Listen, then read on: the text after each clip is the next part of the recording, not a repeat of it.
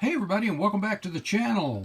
Working on our small scale group build, doing some dry fitting today, and as you recall, we're working on a 1/32 scale 1907 Renault limousine. Ran into a little issue, but I think we've got it fixed. Stick around, I'll share it with you.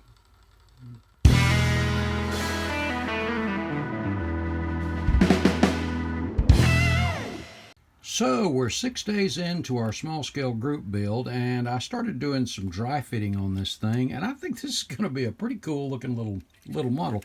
Again, it's 32nd scale. First up, I took the wheels, chucked them into the Dremel, and rounded them off with some 320, and then went back with 400. Just kind of rounded and smoothed them up and made sure we were all even there.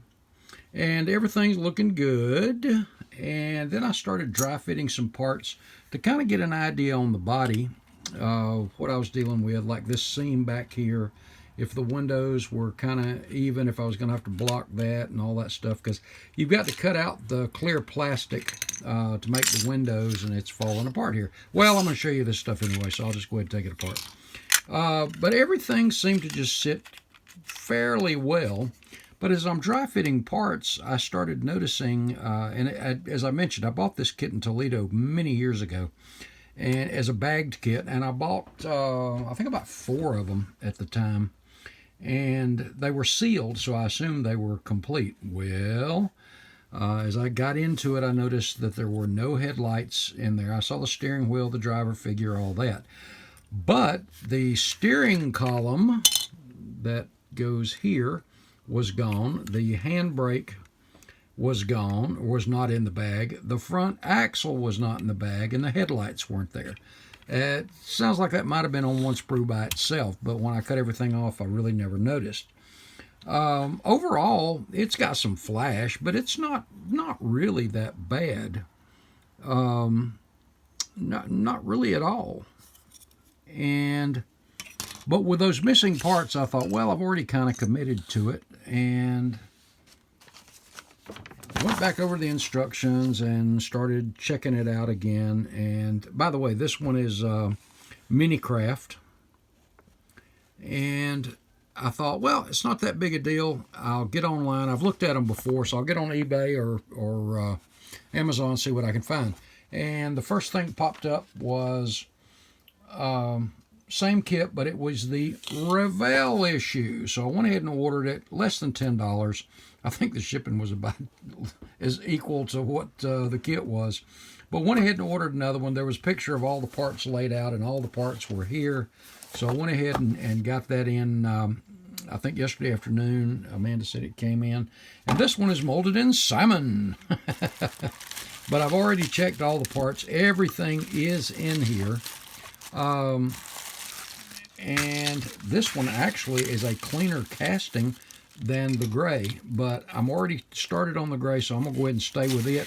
I've already taken out the I don't know why they rubber banded this one wheel to the front axle, but anyway, I've already taken the front axle out and the parts that were missing from this one, so we'll be using that. But something else I noticed was the Minicraft instructions, as you see, are in stages.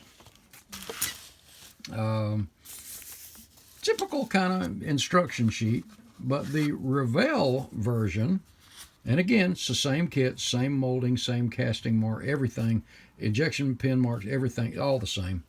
And I haven't looked this up on ScaleMates yet, the Revell issue, but there's no date on the box or on the instructions. But that's it. As far as instructions go, there's nothing other than this. So I kind of like the Minicraft version as far as instructions. The rest of it is advertisement for some of their other cars. I love this display case for this car. 98 cents. Love this stuff. A lot of cars they had available there. There's 20 right there. But pretty cool, pretty cool. I've decided on my color scheme for this one. It's going to be maroon, black, and brass. And if you remember when I did my brass experiments. So we're going to be actually using that for the headlight buckets, the lanterns, all that kind of stuff here. These will be brass, and there's a few little things there. You see the injection pin marks. I guess you can see those. I'll be removing all of that. The seat just don't look very comfortable, but and you see the little dimples in the backs of the lanterns here. So we'll be filling those in and working that up a little bit. Something really cool about this thing, when I was doing my research on it and was looking at the radiator, check this out. The hood is, well, the engine is actually, instead of being behind the radiator, it is, or excuse me, the radiator being in front, it's actually behind the engine. And this is a 4-cylinder, by the way. And you see the grills there on the sides where that goes, or where, well, let's try this another way. You see the indentation where the hood goes, and then you see the vents where the air gets into the radiator, but the radiator is actually right behind. And if I'm the driver and the radiator with all that boiling water, and it was water back then, is right in front of me, I'm not sure I like that, but things change. But this little hood is really cool, the way that mounts right up to the radiator. And if you notice and this is well engraved too, check out these lines. So this is going to be the maroon right up through here. I think I'll do in a brass, and then the black right through here. So and the body will be I think kind of the same. Fenders and all will be black, and then from right here around, and you see the body line there that comes up and around, I think this will be maroon. And I'm still researching the interior colors. I would imagine these inside walls will be black, but the seats, I think, were one of the pictures I saw was a really dark gray. But I may go with a black leathery look. We're just going to see. We're going to see. But we've got all our parts now, so when you see this next update, you're probably going to see it in primer, some of it in primer, and some of it will probably have actually the colors on it. So I think this is going to look pretty cool. Pretty cool. Be a nice little shelf model to go with our small scale, our 32nd scale collection there. But something certainly unique for me. And I'm eager to get back into it, and I am making some headway too on the big changes I've made on the 32nd scale Earnhardt car. I do want that to be a little more of a surprise, so I'll be getting that, catching that back up with you soon too. Let's see. I think there was something else I was going to share with you about this Renault, but for the life of me, I can't remember what it was. It may have been, you know what? I have no clue.